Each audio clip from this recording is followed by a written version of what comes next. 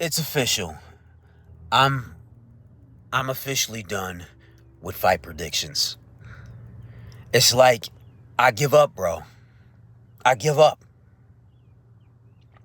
Justin Gaethje versus Ilia Topuria. Mic drop. There you go. Listen, after Sean Strickland beat Khamzat Chimaev, there has been something in the air that just had me thinking, like, man, I don't know. Everybody was just way too sure. And having already put my foot in my mouth with the Sean Strickland versus Khamzat prediction, I was like, you know what? I'm not making that mistake in the air. And again, I can't do it. There's something in the air that has me thinking Justin Gaethje might pull this off. This MMA math stuff, like they say, makes no sense. MMA logic makes no sense. Mathematics out the window. I'm telling you, it's interesting too, but that being said, you guys got to still keep things in perspective here. That was a major upset. But if you think about the track records of like major upsets, like think about all of the rematches that went underway. Look at most major, like, oh my God, there's no way in hell this person is going to pull this off. And they end up pulling it off, obviously. But when a rematch ensues or takes place, the original underdog, or I should say the original heavy favorite, they end up winning usually. Which leads me to what Volkanovski said about he believes Ilia can win the rematch. And I agree, man. And when I put my foot in my mouth with the Sean Strickland versus Khamzat fight, I acknowledge I was wrong, but at the end of the day, I said this. I was like, at the end of the day, anything can happen. And I still believe, I think if a rematch were to happen, Khamzat can beat Sean Strickland. Look at the track record of rematches when it comes to those major upsets in history. From Matt Hughes versus BJ Penn, Matt Serra versus GSP, Randy Couture versus Chuck Liddell.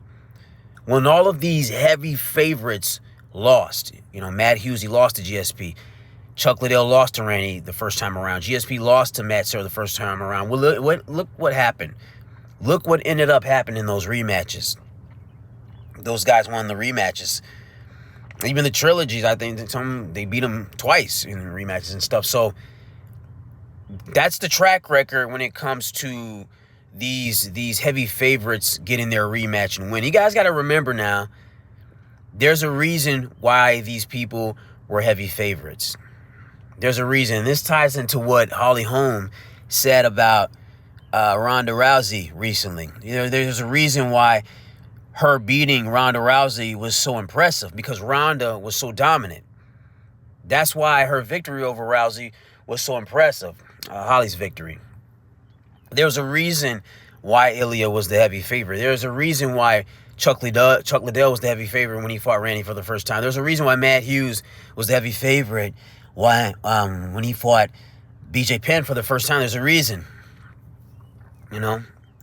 So you can't count these guys out when it comes to rematches. If you look at the track record, I'm just repeating myself now, these guys, when they get, or in women as well, when they get these rematches, they usually end up winning. There's a reason why they were the heavy favorites.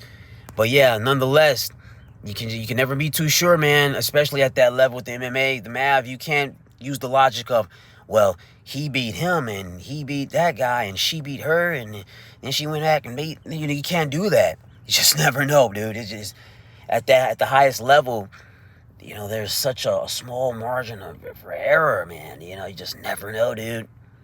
It really comes down to game plan a lot of times, and nothing, just mentality. I don't know, man. I just think Ilia, he underestimated Gaethje, and he also overestimated his own abilities. That's what I think. Ilia, and I think he needed this, man. Like Ilia, I really don't. I agree with things Justin Gaethje said about Ilia. It's just something about him that kind of rubs me the wrong way as well. It's just he has this consummate smirk on his face and this smugness about him, like this constant little smug little grin on his face. I don't know, man. And I think he just started buying into his own hype. You got to think, man. Ilia has been he just hasn't been beating people, man. He's been putting people out, man. Out cold, brother. He's been putting people out. I mean, people that beat Justin Gaethje. I think Ilia, he knocked out Charles Oliveira, and I believe Charles Oliveira beat Gaethje. Correct me if I'm wrong.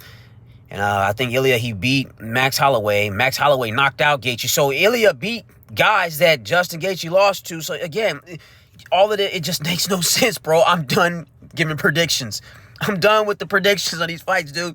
Even though I've been right about all of these predictions. Oh my God, I'm gonna turn this off all this time. See, I don't like talking or recording these when the vehicle's on. Now I'm gonna play this and I'm gonna hear the engine running and stuff, but I don't know. I'm gonna try to cut out the background noise. Hey, thankfully we have these wonderful apps and stuff we can use to cut out background noise and annoying little stuff like that. But yeah, like I said, I just lost my train of thought. Yeah, but Ilia, he'll be back. I agree with Volkanovski. I think he can win the rematch, and MMA logic makes no sense, and I think I'm just done giving predictions, dude. Even though I got to toot my horn a little bit, I gotta say, I've been right about all of my predictions up until my last prediction about the whole Sean Strickland versus Khamzat Chimaev fight. You saw what happened, dude. For once, I was wrong. Yeah, I was wrong about that. And yeah, but and after that, it was just something in the air. I was like, man, people are just too sure that Ilia is gonna win this. People are just way too sure, too confident. Now that this vehicle is off, this light might turn off, so I'm gonna turn this back on a little bit. Boom, there we go. And I'm gonna turn it off again, just so this light stays on. But yeah, dude, there was just something in the air, bro. There's something in the air telling me, dude, Ilia, he was gonna lose. Justin might pull this off, bro. It was just something in the air. And yeah, and you saw what happened. So, like I said, I'm done giving MMA predictions. I'm through, man, because you can go down the list, and on paper it looks like this person's a sure victory and is a sure favorite, and you just never know, dude. That's the beauty about MMA, though, man. That's the beauty about MMA. Unlike boxing, man, there are so many ways to lose an MMA fight. That's why MMA fighters are rarely undefeated for long periods of time. Like you see boxers going 30-0 and 0 and 50-0 and shit like that. Well, yeah, man, MMA, because there's more ways to lose. There are way more ways to lose. So yeah, and anything can happen, So that's the beauty about MMA, But yeah, that's all I wanted to say. Damn, Justin Gaethje pulls it off, and he does it during a time in his career where everyone was pretty much saying, I think it's looking like the end of the road for Gaethje. He's 38, and man, if he didn't get his hands on the title by now, he probably never won. And bam, ends up getting his hands. See, it happened already. There we go, back on. Lights back on. But yeah, and so it couldn't have ended perfectly for him. I don't know if he's going to continue on and defend it. Maybe, but it's cool to see that just the way his whole story has played out. He's an entertaining fighter, and he what can you say? I mean, everyone knows the deal with Gaethje. One of the best. He's definitely going to go down in history as one of the greatest, certainly one of the most entertaining, and he finally gets his hands on that belt. Very inspirational. But yeah, that's all I got to say. Till then, everybody, catch you later.